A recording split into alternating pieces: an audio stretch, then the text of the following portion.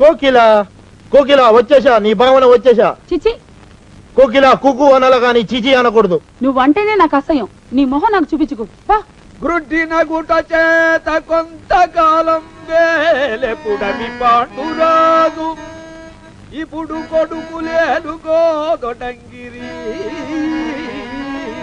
మావయ్య కోకిల నన్ను చీకొట్టింది. ఆ కారణమున గ్రుడ్డిదయ్యను మాట కూడా నాకు. మావయ్య పద్యమాపి గజ్జ మొగలు పెట్టు మావయ్య. అల్లుడా భీమసేన, ఏల ఈ తొందర? సర్వమెరింగియూ నన్ను నెపపెట్టుట న్యాయమా?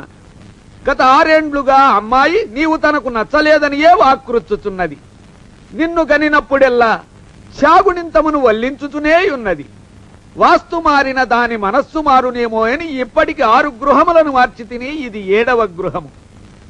ఇంకనూ దాని మనస్సు మారలేదనినా అది నీ కర్మయ్యే తప్ప వేరొండు కాదు.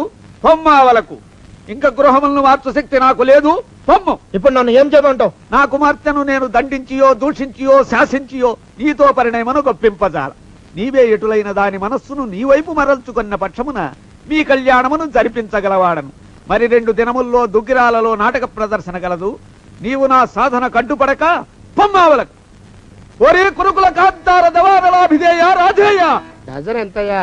6 రూపాయలండయ్యా. 3 రూపాయలకి ఇస్తావా? ఎక్కదు బాబు, 5 రూపాయలు ఇప్పించండి. సరే, ఇది తీసుకుని.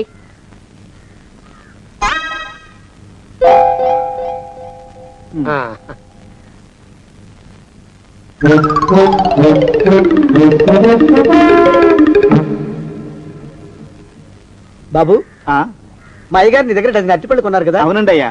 పాపం ముసలుడివి, నీ మీకు జాలిపడి 5 రూపాయలు ఇచ్చిరమ్మన్నారు. మహారాజు ధర్మప్రభువులు.